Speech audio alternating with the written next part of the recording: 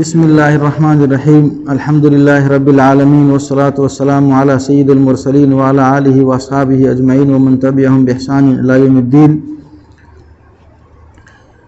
آج ہم لوگ جو گزشتہ حدیث جبریل کے تعلق سے پروگرام شروع کیے تھے اسی کا ایک حصہ ہے۔ کل حدیث جبریل کے تعلق سے تمہیدی باتیں ہوئی تھیں۔ حدیث جبریل جیسا کہ آپ لوگ جانتے ہیں ایک لمبی حدیث ہے اور دین کی بنیادی باتوں پر مشتمل ہے۔ اس حدیث کے تعلق سے جب ہم غور کرتے ہیں تو یہ بات معلوم ہوتی ہے کہ ہر مسلمان کو چاہیے کہ ضروری دینی عقیدہ اور دینی احکام کی تعلیم حاصل کرے، اتنا ہر مسلمان پر فرض ہے۔ نماز کیسے پڑھی جائے گی، اس کے ارکان کیا ہیں، اس کے واجبات کیا ہیں، مستحبات کیا ہیں وغیرہ وغیرہ سب جاننا ہر مسلمان کے لیے ضروری ہے تاکہ اس کی نماز درست ہو۔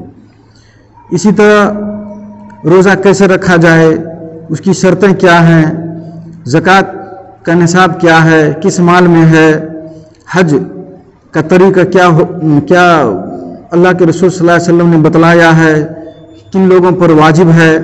تو اس طرح کی ضروری باتیں ہر مسلمان کے لیے سیکھنا نہایت ہی ضروری ہے۔ حضرت عمر رضی اللہ تعالی عنہ سے مروی یہ حدیث عظیم الشان حدیث ہے جیسا کہ بتلایا گیا، اور حضرت عمر رضی اللہ تعالی عنہ ذرا غور کیجیے نکتے کی بات ہے کہ یہ حدیث نہایت ہی عظیم حدیث بلکہ بنیادی حدیثوں میں سے اس حدیث کا شمار ہوتا ہے، اور روایت کرنے والے امیر المومنین حضرت عمر رضی اللہ تعالی عنہ۔ تو اس وجہ سے اس حدیث کی عظمت اور بڑھی کہ نہیں بڑھی۔ حضرت عمر بن خطاب رضی اللہ تعالی عنہ کے اسلام لانے سے مسلمانوں کو تقویت ملی تھی، اور جہاں مسلمان خفیہ انداز میں اللہ رب العالمین کی عبادت کرتے تھے تو ان کے اسلام لانے کے بعد علی اعلان اللہ رب العالمین کی عبادت کرنا شروع کر دیے تھے۔ حضرت ابو بکر رضی اللہ تعالیٰ عنہ کے بعد امیر المومنین بنے اور 27 ہجری میں ان کی شہادت ہوئی تھی جیسا کہ آپ لوگوں کو پتہ ہے۔ ان عمر رضی اللہ عنہ قال بینما نحن عند رسول اللہ صلی اللہ علیہ وسلم ذات یوم اذ طلع علینا رجل شدید بیاض الثياب شدید سواد الشعر لا يرى علیہ اثر السفر ولا يعرفه منا احد۔ اس میں وارد ہے کہ بینما نحن عند رسول اللہ صلی اللہ علیہ وسلم ذات یوم، کہ ایک دن ہم لوگ اللہ کے رسول صلی اللہ علیہ وسلم کے پاس تھے، جبکہ حضرت ابو ہریرہ رضی اللہ تعالیٰ عنہ کی حدیث میں لفظ جو وارد ہے وہ کان النبی صلی اللہ علیہ وسلم بارزا یوما للناس، یعنی اونچی جگہ پہ تھے۔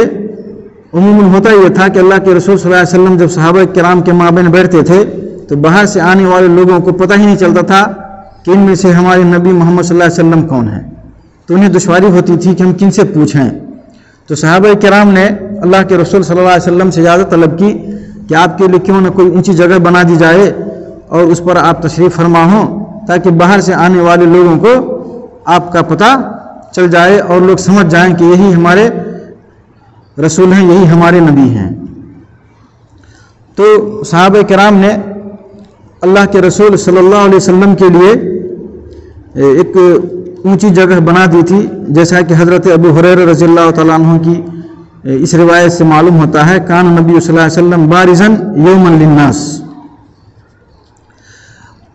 تو سب بیٹھے ہوئے تھے، اسی درمیان ایک آدمی آیا جن کا کپڑا بڑا سفید تھا، صفائی ستھرائی کا کافی اہتمام، اور شدید و سواد شعر، بال بھی کالے، سخت کالے، یعنی بالکل نوجوان قسم کے. لا یرا علیہ اثر سفر، اور حیرت کی بات یہ تھی کہ ان پہ سفر کے آثار بھی نہیں تھے. عام طور پہ لوگ دور دراز سے آتے ہیں تو اس زمانے میں تو خیر سواری کی سہولت ہو گئی ہے، لوگ گاڑیوں میں پیک آتے ہیں تو اتنا اثر تو نہیں رہتا ہے، لیکن پہلے زمانے میں لوگ جب دور دراز علاقے سے آتے تھے تو ان کے بال پرا گندہ ہوا کرتے تھے، بکھرے ہوئے ہوا کرتے تھے اور کپڑوں پہ گرد اور دھول ہوا کرتی تھی. تو پتہ چل جاتا تھا کہ یہ آدمی کہیں باہر سے آیا ہوا ہے. اور مزید حیرت کی بات تھی وَلَا يَعْرِفُ مِنَّا أَحَدٌ، اور ہم میں سے کوئی جانتا بھی نہیں تھا، یعنی دور سے آئے ہوئے بھی نہیں تھے اور ہم سے بھی نہیں تھے. اگر دور سے آئے ہوتے تو سفر کا کچھ نہ کچھ اثر ان پر ظاہر ہوتا، اور ہماری ارد گرد کے ہوتے تو کوئی نہ کوئی ان کو ضرور پہچانتا. تو یہاں جو اہم باتیں ہیں وہ یہ کہ فرشتے یہاں انسان کی شکل میں آئے، کیونکہ حضرت جبریل علیہ السلام کسی انسان کی شکل میں آئے تھے. تو فرشتے کا انسان کی شکل میں آنا جیسا کہ اس حدیث میں واضح ہے، اسی طرح حضرت جبریل علیہ السلام اس سے پہلے بھی حضرت مریم کے پاس انسان کی شکل میں آئے تھے، حضرت ابراہیم علیہ السلام کے پاس انسان کی شکل میں آئے تھے، اور حضرت لوط علیہ السلام کے پاس انسان کی شکل میں آئے تھے.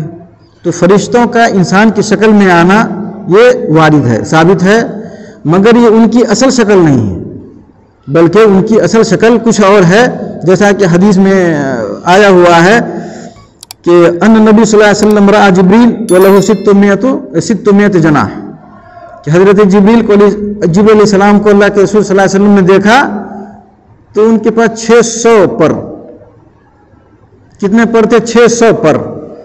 ایسے ہی قرآن میں بھی ہے اولی اجنحۃ مثنی و ثلاث و رباع کر کے فرشتے کے تعلق سے. تو فرشتے انسان کی شکل جو اختیار کرتے ہیں یہ اللہ رب العالمین کی قدرت سے.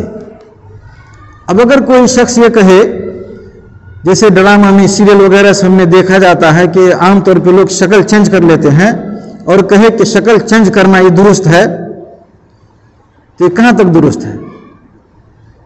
کوئی کہہ سکتا ہے کہ وہ فرشتے اللہ کی مخلوق ہیں اور انسان کی شکل میں آئے تو اس طرح سے حیت بدل لینا، شکل صورت چینج کر لینا، اس کی تو دلیل مل رہی ہے.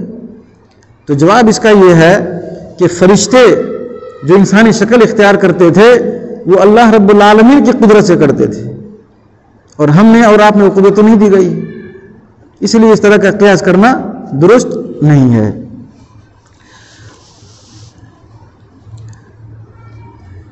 یہاں بینما نحن عند رسول اللہ صلی اللہ علیہ وسلم ذات یوم کے تعلق سے بعض روایات میں آتا ہے کہ اللہ کے رسول صلی اللہ علیہ وسلم کے پاس صحابہ کرام تشریف فرما تھے، بیٹھے ہوئے تھے. تو اللہ کے رسول صلی اللہ علیہ وسلم نے صحابہ سے کہا کہ جو کچھ پوچھنا ہے پوچھو، مگر آپ کا روب لوگوں پر طاری تھا، صحابہ پر طاری تھا، تو ہیبت کی وجہ سے کسی نے سوال کرنے کی ہمت نہیں کی.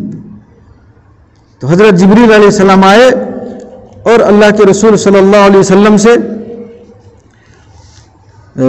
کچھ علمی مسائل دریافت کیے، اور اسی روایت کے آخر میں آتا ہے کہ حضرت جبریل اراد ان تعلموا اذ لم تسألوا، تم لوگوں نے سوال کرنا مناسب نہیں سمجھا یا ہمت تم لوگوں کو نہیں ہوئی، تو جبریل آ کر کے تمہیں طریقہ سکھلا رہے ہیں، اور ان کا ارادہ ہے، وہ چاہتے ہیں کہ تم لوگ سیکھو، تم لوگ دین سمجھو، تم لوگ دین سمجھو. اب سوال یہ پیدا ہوتا ہے کہ اس طرح سے حضرت جبریل علیہ السلام کا انداز اپنانا یہ کتنا معنی خیز ہے. تو علماء کرام کہتے ہیں کہ سوال کی علمی دنیا میں بڑی اہمیت ہے. بغیر سوال پوچھے علم حاصل نہیں ہوتا ہے. علم حاصل کرنے کے لیے اہل علم سے رجوع کرنا چاہیے اور ان سے مسئلے مسائل دریافت کرتے رہنا چاہیے تاکہ علم میں اضافہ ہو اور علم حاصل ہو. اس بابت حضرت ابن عباس رضی اللہ تعالی عنہما سے پوچھا گیا کہ علم کیسے حاصل ہوتا ہے، تو انہوں نے جواب دیا تھا بلسان سعول و قلب عقول، وہ زبان جو زیادہ سوال کرے پوچھے، اور وہ دل جس کے اندر سمجھ کا عمل کا زیادہ ہو. تو اس طرح کی زبان اگر کسی کے پاس ہے، اس طرح کا دل اگر ہے کسی کے پاس، تو وہ زیادہ سے زیادہ علم حاصل کر سکتا ہے. اسی طرح امام زہری رحمہ اللہ نے کہا ہے کہ علم ایک خزانہ ہے، علم ایک خزانہ ہے، اور اسے حاصل کرنے کے لیے جو اس کی کنجی ہے وہ ہے سوال. آپ سوال کریں گے تو ٹیچر جو ہوگا، مدرس جو ہوگا، جو استاد ہوگا، وہ آپ کو جواب دے گا اور مسائل بتلائے گا. نہیں پوچھیں گے تو ان کے اندر جو علمی خزینے ہیں وہ باہر نہیں آئیں گے. جو علمی گوہر ان کے اندر چھپا ہوا ہے وہ باہر تو نہیں آ پائے گا. اس لیے انسان کو اس پر توجہ دینا چاہیے، دھیان دینا چاہیے. ایسے ہی اسمعی کے بارے میں آتا ہے کہ ان سے بھی پوچھا گیا کہ علم کیسے حاصل کیا جائے، تو ان کا جواب تھا بکثرت سوال و تلقف الحکمت الشروب، کہ زیادہ سے زیادہ سوال کرو، زیادہ سے زیادہ پوچھو، اور جو بکھری ہوئی حکمتیں ہیں ادھر ادھر سب کچھ سمیٹو، تو علم آٹومیٹک زیادہ ہوگا اور آسانی سے علم حاصل کر لو گے. اسی طرح یہاں ایک چیز اور جو سمجھ میں آ رہی ہے وہ یہ کہ علم علماء کرام سے حاصل کیا جائے. علم حاصل کرنے کے لیے علماء کرام سے یا تو ہم سوال کے ذریعے علم حاصل کریں، یا ان کی کتابوں کو، ان کی تحریروں کو روایت کر کے حاصل کریں، یا جو بھی علم حاصل کرنے کا طریقہ ہے وہ اپنا کر کے علماء کرام سے علم حاصل کریں. علم جاہلوں سے حاصل نہیں کیا جائے گا، اور نہیں مستقل خود سے کوئی کتاب پڑھ کر آپ علم حاصل کر سکتے ہیں. اس لیے کہ عبارت کبھی کبھی سخت ہوگی، آپ سمجھ نہیں پائیں گے. اس لیے علم حاصل کرنے کے لیے اہل علم کی رفاقت ضروری ہے، ان کی صحبت اختیار کرنا ضروری ہے. اور یہاں حضرت جبریل علیہ السلام کی آمد کا مقصد بھی یہی تھا کہ تعلیم و تعلم کا طریقہ لوگوں کو سکھلائیں، تعلیم و تعلم کا طریقہ لوگوں کو سکھلائیں. اور غور کیجئے تو یہاں حضرت عمر رضی اللہ تعالی عنہ نے جو حدیث بیان کی ہے کہ بینما نحن عند رسول اللہ صلی اللہ علیہ وسلم ذات یوم اذ طلع علینا رجل شدید بیاض الثياب شدید سواد الشعر، پوری حدیث ہے. اس میں کہیں بھی سلام کا ذکر نہیں ہے، اس میں کہیں بھی سلام کا ذکر نہیں ہے. حالانکہ باہر سے آنے والا کوئی آدمی ہوتا ہے تو جیسے ہی مجلس میں پہنچتا ہے وہ سلام کرتا ہے. تو اس کے بارے میں دیگر روایات میں تذکرہ موجود ہے کہ حضرت جبریل نے سلام بھی کیا، اور اللہ کے رسول صلی اللہ علیہ وسلم نے جبریل علیہ السلام کے سوال کا جواب بھی دیا. اس کے بعد وَلَا يَعْرِفُهُ مِنَّا أَحَدٌ، حضرت عمر رضی اللہ تعالیٰ عنہ نے کیسے کہا کہ انہیں کوئی نہیں پہچانتا تھا؟ یہ یقین کس طرح سے ان کو حاصل ہوا؟ تو ایک بات تو یہ ہے کہ ان کا اپنا یہ گمان تھا کہ حاضرین میں سے کچھ نے اس کا اظہار کیا ہو، جیسا کہ مسند احمد میں آیا ہے کہ لوگوں نے ایک دوسرے کو دیکھا اور کہا کہ اسے ہم نہیں جانتے ہیں، کسے ہم نہیں جانتے ہیں. اس کے بعد جبریل علیہ السلام کی جو یہاں پہ شکل صورت بیان کی گئی ہے، اس سے یہ سمجھ میں آتا ہے کہ طالب علم کو چاہیے کہ صفائی ستھرائی کا خاص خیال رکھے، اچھی شکل و صورت بنا کر علم حاصل کرے، اور خاص کر جو فطری امور کے طور پر ذکر کیے جاتے ہیں، بدبودار چیزوں سے بچنا، ناخن تراشنا وغیرہ وغیرہ، تو اس سب پر خاص خیال رکھے، اس پر خاص خیال رکھے. اور امام مالک رحمہ اللہ کے بارے میں آتا ہے کہ جب وہ حدیث کا درس دیا کرتے تھے تو بڑا اہتمام کرتے تھے، خوشبو وغیرہ لگا کر پورے طور پہ ادب کے ساتھ بیٹھتے تھے اور تب جا کر حدیث کا درس دیتے تھے. اس کے بعد حدیث میں ہے فَأَسْنَدَ رُكْبَتَيْهِ إِلَىٰ رُكْبَتَيْهِ، یعنی وہ اللہ کے رسول صلی اللہ علیہ وسلم سے قریب ہوئے اور اپنا گھٹنا آپ کے گھٹنے سے لگا دیا. وَوَضَعَ كَفَّيْهِ عَلَىٰ فَخِذَيْهِ، اور اپنی دونوں ہتھیلی اپنے یا ان کے ران پہ رکھا۔ فخذیہ میں جو ضمیر ہے اس میں علماء کرام کا اختلاف ہے۔ امام نووی رحمہ اللہ جو صحیح مسلم کے شارح ہیں انہوں نے اس ضمیر کا مرجع خود حضرت جبریل علیہ السلام کو بنایا ہے، جبکہ حافظ ابن حجر رحمہ اللہ نے فتح الباری میں ایک روایت نقل کی ہے جس میں واضح طور پر موجود ہے علی رکبتئی نبی صلی اللہ علیہ وسلم، تو جس سے پتہ چلا کہ ان کی دونوں ہتھیلی اللہ کے رسول صلی اللہ علیہ وسلم کے گھٹنے پہ تھی۔ لیکن حضرت جبریل علیہ السلام نے ایسا کیوں کیا؟ آتے سنجیدگی کے ساتھ وہاں بیٹھتے، کوئی بات نہیں تھی۔ تو اس کے بارے میں ایک بات یہ بتلائی جاتی ہے کہ اللہ کے رسول صلی اللہ علیہ وسلم کو اپنی طرف متوجہ کرنا مقصود تھا کہ آپ صلی اللہ علیہ وسلم سائل پر دھیان دیں، اس کی بات کو توجہ سے سنیں اور پوری عنایت سے اس کے سوال کا جواب دیں۔ دوسری بات جو بیان کی جاتی ہے وہ یہ کہ ہو سکتا ہے جبریل علیہ السلام نے اپنے معاملے کو مزید خفیہ رکھنا چاہا ہو، کہ ان کا یہ رویہ نبی صلی اللہ علیہ وسلم کے ران پہ یا گھٹنے پہ ہاتھ رکھ دینا یہ کسی دیہاتی ہی کا کام ہو سکتا ہے، جو سخت قسم کا دیہاتی ہوگا اسی طرح کے افراد کا یہ کام ہو سکتا ہے۔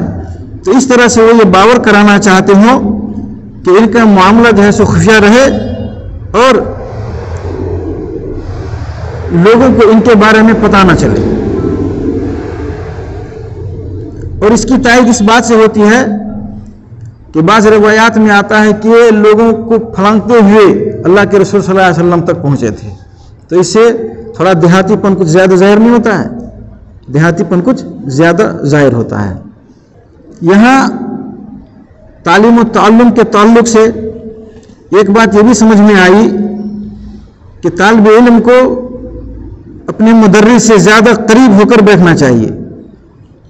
زیادہ قریب ہو کر بیٹھنے کا فائدہ یہ ہے کہ استاد کی آواز صاف صاف سنائی دے گی اور درس صحیح انداز میں طالب علم سمجھے گا، ورنہ اگر دور رہتا ہے تو پھر استاد کی بات کچھ سنائی دے گی کچھ سنائی نہیں دے گی، اور جب بات سنائی نہیں دے گی تو درس سمجھ میں نہیں آئے گا۔ اسی طرح طالب علم جب استاد کے سامنے ہوتا ہے تو لایانی اور لغو حرکتوں سے باز رہتا ہے اور پوری توجہ اس کی درس پر ہوتی ہے، تو اس طرح اس کا بھی خیال رکھا جانا چاہیے کہ اطمینان و سکون کے ساتھ انسان درس سنے اور ہر طرح کی حرکت جس سے بے توجہی ہو درس سے اس سے وہ پرہیز کرے۔ اس کے بعد کہا وقال یا محمد اخبرنی عن الاسلام فقال الاسلام ان تشهد ان لا اله الا الله وان محمد رسول الله وتقيم الصلاة وتؤتي الزكاة وتصوم رمضان وتحج البيت ان استطعت اليه سبيلا قال صدقت قال فعجبنا له يسأله ويصدقه۔ یہاں یا نبی اللہ یا رسول اللہ کہہ کر کے نہیں کہا بلکہ کہا یا محمد۔ اس میں کیا حکمت ہے؟ تو کہا یہ جاتا ہے کہ جبریل علیہ السلام جو وہاں آئے تھے اس مجلس میں وارد ہوئے تھے وہ ایک اجنبی بن کر وارد ہوئے تھے، اور شہر میں رہنے والے لوگ جو ہوتے ہیں ان کے مقام و مرتبہ کا عطا پتہ باہر کے لوگوں کو نہیں ہوتا ہے۔ اس گاؤں کا کون مکھیا ہے، کون سرپنچ ہے، کون کیا ہے نہیں ہے، باہر کے لوگوں کو تو پتہ نہیں ہوگا، اس لیے وہ اجنبی اور آئے تھے اور شہر میں رہنے والوں کے بارے میں ان کو پتہ نہیں تھا، اس لیے نام لے کر پکارا۔ اور دوسری بات یہ بھی ہو سکتی ہے کہ وہ اجنبی بن کر آئے تھے تو محمد کہہ کر یہ باور کرانا مقصود ہو کہ لوگ ان کے سوال پر دھیان دیں اور اللہ کے رسول صلی اللہ علیہ وسلم ان کے سوال کا جواب کیا دے رہے ہیں اس پر خاص توجہ ہو، اس پر خاص توجہ ہو اور لوگ غور سے سنیں اللہ کے رسول صلی اللہ علیہ وسلم کی بات اور اس پر عمل کریں۔ کہا اخبرنی، اخبرنی کا ایک مطلب ہوتا ہے کہ مجھے معلوم نہیں ہے لیکن یہاں جو لوگ موجود ہیں ہم کو معلوم ہے، یا مجھے معلوم نہیں ہے لیکن اللہ کے رسول صلی اللہ علیہ وسلم کو معلوم ہے۔ تو لوگوں کو معلوم ہے پھر بھی آپ بتلائیں تو اس کا فائدہ یہ ہوتا ہے کہ علم جب بار بار دہرایا جائے تو لوگوں کے ذہن میں پختہ ہو جاتا ہے۔ ہم لوگ جو مذاکرہ کرتے ہیں تو کہتے ہیں اذا تکرر تقرر، بار بار بات جو دہرائی جاتی ہے تو ذہن میں بیٹھ جاتی ہے، راسخ ہو جاتی ہے۔ نیز یہ جملہ اخبرنی اس بات کا پتہ دیتا ہے کہ یہ دین سب کے لیے عام ہے، خواہ وہ قریبی ہو یا دور دراز کا رہنے والا ہو۔ اس دین میں کسی بھی فرقہ کے لیے، کسی بھی جماعت کے لیے، کسی بھی خاندان کے لیے، کسی بھی فرد کے لیے کوئی خفیہ معلومات نہیں، جیسا کہ بعض لوگوں کا دعویٰ ہے، جیسا کہ بعض لوگوں کا دعویٰ حضرت علی کے بارے میں، جبکہ خود حضرت علی رضی اللہ تعالیٰ عنہ اس کا صریح انکار کرتے ہیں۔ تو اس سے یہ بھی پتہ چلتا ہے۔ کہا اخبرنی عن الاسلام، اسلام کا معنی ہوتا ہے سپرد کرنے کو۔ تو ایک عام سا معنی یہ ہوا کہ ہم اللہ رب العالمین کے کونی حکم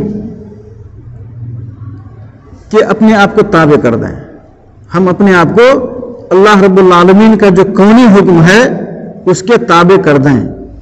اور دوسرا معنی اسلام کا بیان کیا جاتا ہے کہ اللہ وحدہ لا شریک کے لیے عبادت کو خاص کر دینا، اور اسی بنیاد پہ علماء کرام نے جو اسلام کی تعریف کی ہے الاستسلام للہ بالتوحید والانقیاد له بالطاعہ والبراءۃ من الشرک واہلہ، تو اس تعریف کی جو بنیاد ہے وہی اسلام کا یہی معنی کہ عبادت صرف اور صرف کس کے لیے ہونی چاہیے؟ اللہ وحدہ لا شریک کے لیے ہونی چاہیے۔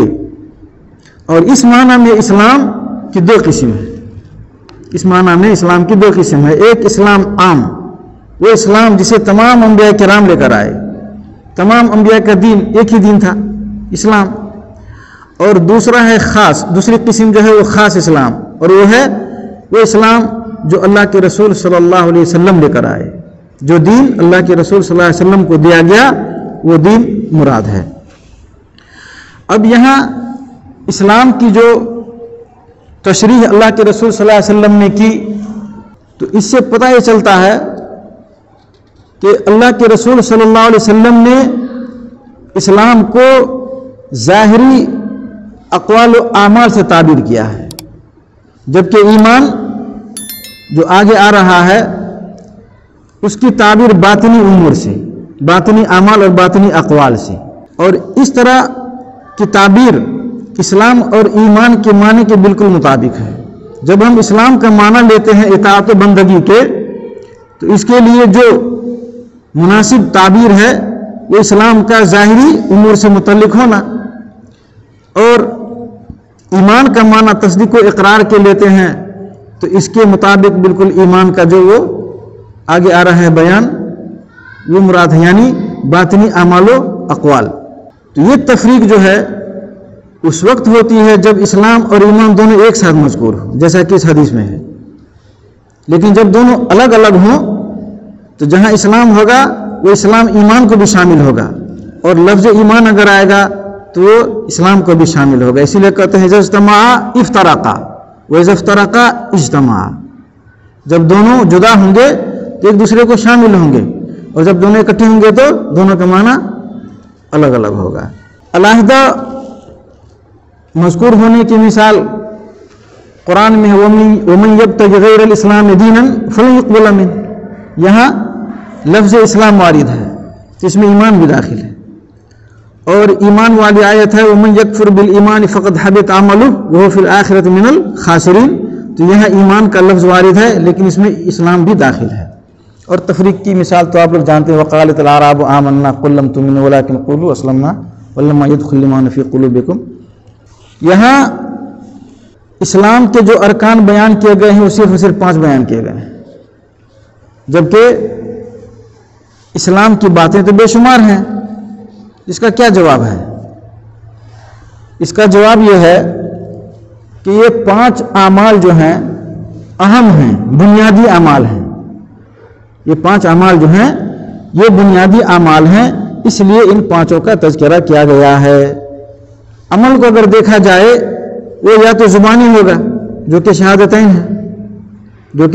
شہادتین ہے، یا بدنی ہوگا جیسے نماز اور روزہ ہے، یا مالی ہوگا جو زکوٰۃ ہے، یا دونوں سے ملا ہوا، دونوں پہ مشتمل، مالی بھی اور بدنی بھی جیسے حج ہے. اور شیخ الاسلام ابن تیمیہ رحمہ اللہ نے اس کی توجیہ جو کی ہے وہ یہ کی ہے کہ یہ 5 ارکان جو ہیں اسلام کے تمام مسلمانوں پر فرض عین ہیں، ہر شخص کو ادا کرنا ہے، ہر شخص کو ادا کرنا ہے. جبکہ دوسرے جو اعمال ہوتے ہیں وہ کسی نہ کسی وجہ سے واجب ہوتے ہیں، تو یہ اعمال براہ راست واجب ہے اور دوسرے بالواسطہ واجب ہوتے ہیں. تو اس طرح کی تفریق کرتے ہوئے توجیہ کی ہے اور ان 5 کے ارکان اسلام کے طور پر ذکر کرنے کی شیخ الاسلام ابن تیمیہ رحمہ اللہ نے تعلیل کی ہے. پھر جب سوال کی باری آئی تو اسلام کو ایمان پر مقدم کیا. کیوں کیا ایسا؟ تو کہتے ہیں کہ اس میں حکمت یہ ہے کہ اسلام تمام انبیاء کی دعوت ہے، تمام انبیاء کا دین جو ہے وہ اسلام ہے. تو مشہور اور عام معنی کے بارے میں پہلے سوال کیا اور پھر تفصیلی امور کے متعلق بعد میں سوال کیا. اسی طرح یہ بھی ممکن ہے کہ پہلے ظاہری اعمال کے متعلق سوال کیے ہوں اور پھر اس کے بعد باطنی امور کے متعلق سوال کیے ہوں. اس کی دلیل کیا ہے؟ تو کہتے ہیں اس کی دلیل یہ ہے کہ حضرت جبریل جو اللہ کے رسول صلی اللہ علیہ وسلم کے پاس آئے تھے وہ لگ بھگ دین پھیلنے کے بعد آئے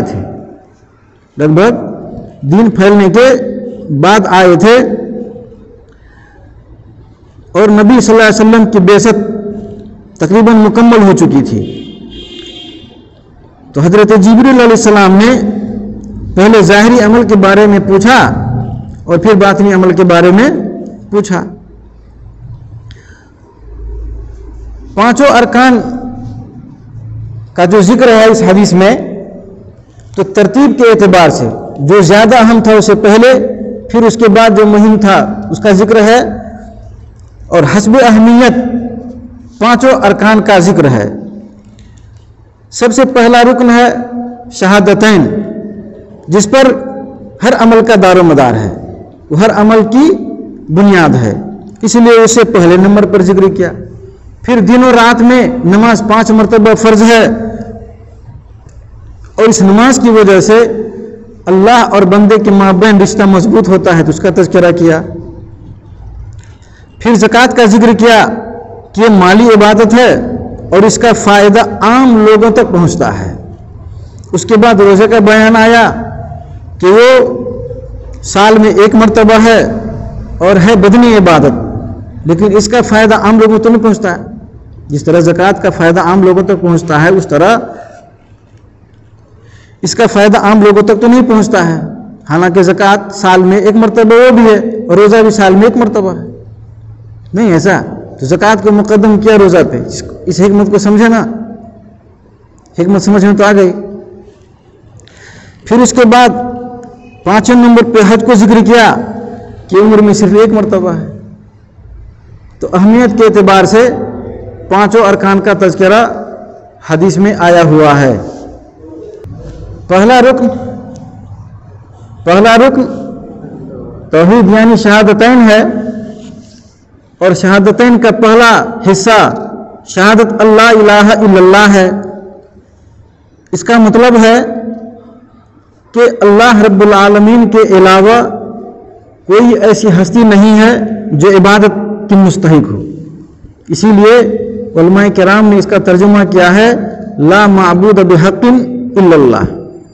اور یہ معنی بیان کرنے والے جو ہمارے اسلاف ہیں تو ان میں سے ابن جریر طبری رحمہ اللہ کا بھی نام آتا ہے، جو کہ سن 310 ہجری میں وفات پائے ہیں.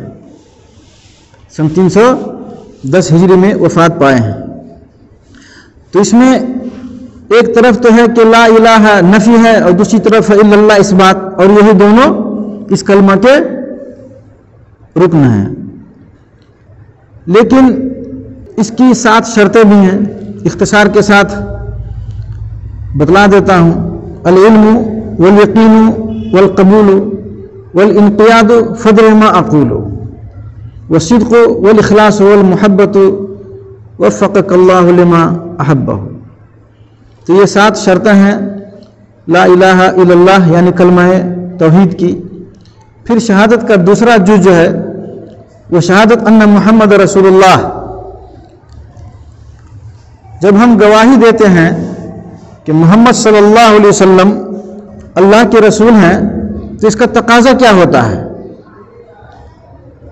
تو اس کا تقاضا یہ ہے، نمبر 1 کہ آپ نے جو کچھ بھی بتلایا ہے، خواہ وہ ماضی سے متعلق ہو یا مستقبل سے متعلق ہو، ہم پر ضروری ہے کہ ہم اس کی تصدیق کریں۔ تصدیق کرنا یہ ہماری شہادت کا تقاضا ہے۔ دوسرا تقاضا ہے کہ آپ نے جو کچھ بھی حکم دیا ہے ہم اسے بجا لائیں، اس پر عمل کریں۔ تیسرا تقاضا ہے کہ جس کام سے بھی آپ نے ہمیں روکا ہے اس سے ہم باز رہیں، اس کام سے ہم دور رہیں۔ اور چوتھا تقاضا ہے کہ اللہ رب العالمین کی جو عبادت ہم کریں گے تو اسی نہج پر کریں گے، اسی طریقے پر کریں گے جو اللہ کے رسول صلی اللہ علیہ وسلم نے بتلایا ہے۔ اب یہاں جو نقطے کی بات ہے وہ یہ کہ دنیا میں کوئی بھی ہستی ایسی نہیں ہے جس کی مطلق طور پر پیروی کی جائے سوائے اللہ کے رسول صلی اللہ علیہ وسلم کے۔ اللہ کے رسول صلی اللہ علیہ وسلم کے علاوہ کسی اور کی بھی ذات خواہ کتنی بڑی کیوں نہ ہو، بغیر قیل قال کے ان کی بات تسلیم کرنا اسلام میں درست نہیں ہے۔ اسی لیے امام مالک رحمہ اللہ جب مسجد نبی میں درس دیتے تھے تو برجستہ کہا کرتے تھے کل یؤخذ من قولہ ویرد الا صاحب ھذا القبر۔ اللہ کے رسول صلی اللہ علیہ وسلم کے علاوہ دنیا میں کوئی ایسی ہستی نہیں ہے جس کی مطلق پیروی کی جائے۔ ہاں، انسان کی بات لی جائے گی، کب لی جائے گی؟ جب اس کی بات کتاب و سنت کے مطابق ہوگی، وحی کے مطابق ہوگی، نص کے مطابق ہوگی، تبھی اس کی بات مانی جائے گی، ورنہ نہیں مانی جائے گی۔ تو اللہ کے رسول صلی اللہ علیہ وسلم کے رسول ہونے کی گواہی جو ہم نے دی اور تصدیق کی، تو اس کا کیا مطلب ہے؟ تو اس میں لگ بھگ 6 باتیں آتی ہیں۔ جب ہم گواہی دیتے ہیں اور تصدیق کرتے ہیں کہ محمد صلی اللہ علیہ وسلم اللہ کے رسول ہیں، تو اس کا ایک مطلب تو یہ ہوتا ہے کہ ہمارا ایمان ہونا چاہیے کہ آپ کی رسالت جن و انس سب کے لیے عام ہے، جیسا کہ بعض روایات میں اس کی صراحت آئی ہوئی ہے کہ پچھلے انبیاء کرام جو آتے تھے اپنی اپنی قوم کے لیے خاص ہوا کرتے تھے، لیکن میں انس و جنس کے لیے عام۔ دوسری بات یہ ہے کہ ہم ایمان لائیں کہ اللہ کے رسول صلی اللہ علیہ وسلم اب آخری نبی ہیں، آخری رسول ہیں، آپ کے بعد کوئی نبی اور رسول آنے والا نہیں ہے۔ ما کان محمد ابا احد من رجالکم ولکن رسول اللہ وخاتم النبیین لا نبی بعدی۔ اس طرح کی آیات اور احادیث سے صاف ظاہر ہے کہ اللہ کے رسول صلی اللہ علیہ وسلم آخری نبی ہیں، نبوت کا دروازہ بند ہو چکا ہے، اب جو بھی نبوت کا دعویٰ کرے گا وہ جھوٹا ہوگا، جیسا کہ اللہ کے رسول صلی اللہ علیہ وسلم کا فرمان ہے۔ تیسری بات، اس بات پر ایمان لانا ہے کہ آپ کی شریعت نے تمام شریعتوں کو جو اس سے پہلے تھی سب کو منسوخ کر دیا، اب یہ آخری شریعت ہے، یہ ناسخ ہے تمام شریعتوں کے لیے، اس کے ہوتے ہوئے اب ہم کسی اور شریعت کی طرف نگاہ نہیں کر سکتے۔ چوتھی بات جو تصدیق کے ضمن میں آتی ہے وہ یہ کہ ہمارا ایمان ہونا چاہیے کہ اللہ کے رسول صلی اللہ علیہ وسلم نے اللہ رب العالمین کا پیغام پہنچایا اور جو امانت آپ کو سونپی گئی تھی اسے آپ نے مکمل طور پر پوری دیانت کے ساتھ ادا کر دیا۔ پانچویں بات جو اس ضمن میں آتی ہے وہ یہ کہ ہمارا ایمان ہونا چاہیے کہ اللہ کے رسول صلی اللہ علیہ وسلم نے پیغام رسانی کا کام مکمل امانت کے ساتھ کیا ہے، اس میں کسی طرح کی کوئی کمی نہیں کی ہے، اس میں کسی طرح کی کوئی زیادتی نہیں کی ہے، کمی بیشی اللہ کے رسول صلی اللہ علیہ وسلم نے شریعت میں نہیں کی ہے۔ اس بات پر بھی ہمارا ایمان ہونا چاہیے۔ اور چھٹی بات جو اس تصدیق کے ضمن میں آتی ہے وہ یہ کہ ہمارا ایمان ہونا چاہیے کہ اللہ کے رسول صلی اللہ علیہ وسلم کی ذات ہماری نظر میں سب سے زیادہ عزیز، سب سے بڑھ کر محبت ہماری کس سے ہونی چاہیے؟ اللہ کے رسول صلی اللہ علیہ وسلم سے ہونی چاہیے، حتیٰ کہ اپنی اولاد، مال اور اپنی جان سے بھی زیادہ عزیز اللہ کے رسول صلی اللہ علیہ وسلم کی ذات ہماری نظر میں ہونی چاہیے۔ یہ ہے محمد رسول اللہ صلی اللہ علیہ وسلم کی گواہی دینا اور اس کی تصدیق کرنے کے تقاضے۔ اس کے بعد دوسرا رکن ہے نماز، اور حدیث کا جو لفظ ہے وہ تقیم الصلاۃ، یہاں یہ نہیں کہا کہ تصلی، بلکہ کہا وہ تقیم الصلاۃ۔ اور اقامت صلاۃ کے تعلق سے بتلا دوں کہ قرآن میں جہاں کہیں بھی نمازیوں کی تعریف کرنا مقصود ہوا ہے وہاں پہ اقامت یا اس سے مشتق لفظ کا استعمال کیا گیا ہے، یا اس سے ملتا جلتا جو معنی ادا کرے وہ لفظ استعمال کیا گیا ہے۔ اور جہاں مذمت مقصود ہو وہاں پہ صرف اور صرف صلاۃ کا لفظ آیا ہوا ہے، جیسے فویل للمصلین، فویل للمصلین، ورنہ کہیں بھی دیکھیں گے تقیم الصلاۃ والمقیمین الصلاۃ وغیرہ وغیرہ کا لفظ آیا ہوا ہے، الذین هم علی صلاتهم دائمون یحافظون وغیرہ کا لفظ آیا ہوا ہے۔ تو یہاں اللہ کے رسول صلی اللہ علیہ وسلم نے کہا تقیم الصلاۃ، تو اس میں کیا راز ہے، کیا حکمت ہے؟ تو اس کا مطلب یہ ہے کہ اقامت کی دو قسم ہے، اقامت ظاہرہ اور اقامت باطنہ۔ اقامت ظاہرہ کا مطلب ہوتا ہے کہ انسان نماز پڑھے تو ارکان، واجبات، مستحبات، سنن وغیرہ کی پابندی کے ساتھ پڑھے، اور اقامت باطنہ کا مطلب ہوتا ہے کہ اس کی نماز میں خشوع خضوع ہو، عاجزی ہو، انکساری ہو۔ یہ دونوں چیزیں مطلوب ہیں، یہ دونوں چیزیں مطلوب ہیں۔ اگر انسان نے اقامت ظاہرہ کی پاسداری کی اور اقامت باطنہ سے صرف نظر کیا تو اس کی نماز میں خشوع خضوع نہیں ہے، اس لیے اس کی نماز وہ معتبر ہوگی نہیں نہ ہوگی۔ تیسرا رکن ہے زکوٰۃ۔ یہ مالداروں کے مال میں محتاجوں کے لیے اللہ رب العالمین کا فرض کیا ہوا حق ہے، اور یہ سالانہ حق ہے سوائے زمینی پیداوار کے۔ ہر مال میں سال میں ایک مرتبہ زکوٰۃ واجب ہوتی ہے، لیکن زمینی پیداوار میں جب پیداوار ہو اسی وقت وَآتُوا حَقَّهُ يَوْمَ حَصَادِهِ۔ اب کس مال میں کتنی زکوٰۃ ہے، کیا کیا نصاب وغیرہ سب ہے، اس تفصیل میں جانے کی ضرورت نہیں ہے۔ چوتھا رکن ہے روزہ۔ چوتھا رکن ہے روزہ۔ تو یہ روزہ پچھلی امتوں پہ بھی فرض تھا، جیسا کہ قرآن میں یا ایھا الذین آمنوا کتب علیکم الصیام کما کتب علی الذین من قبلکم لعلکم تتقون۔ اور روزہ کی علماء کرام دو یا تین قسمیں بیان کرتے ہیں۔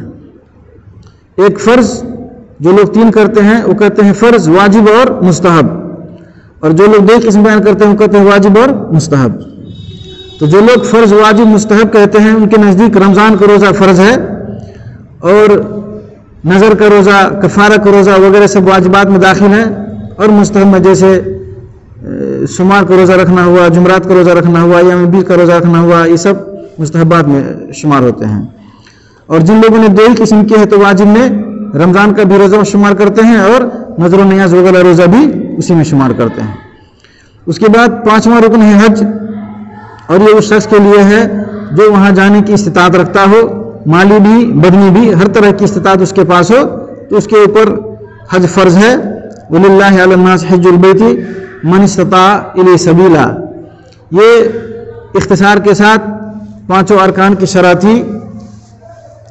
جب اللہ کے رسول صلی اللہ علیہ وسلم نے بتلایا کہ اسلام کیا ہے تو انہوں نے کہا صدقت، قال صدقت، تو حضرت عمر رضی اللہ تعالیٰ عنہ کہتے ہیں فَعَجِبْنَا لَهُ يَسْأَلُهُ وَيُصَدِّقُهُ۔ یہاں صدقتہ کا جو لفظ ہے اس کا کیا مطلب ہے؟ اس کا ایک مطلب تو یہ ہے کہ جبریل علیہ السلام کو جواب کا پتہ تھا اور اللہ کے رسول صلی اللہ علیہ وسلم نے جو جواب دیا تو ان کے علم کے مطابق جواب پھیرا، اس لیے صدقتہ کہا۔ اور دوسری بات یہ ہے کہ جبریل علیہ السلام نبی صلی اللہ علیہ وسلم کی سچائی اور صداقت کو جانتے تھے اور ان کو معلوم تھا کہ آپ جو کچھ بھی کہیں گے وہ سچ ہوگا، اس لیے اللہ کے رسول صلی اللہ علیہ وسلم نے جو جواب دیا تو جواب کے بعد کہا صدقتہ۔ لیکن کہتے ہیں کہ اس کا مقصود کیا ہے؟ انہوں نے ایسا کہا تو کیوں کہا؟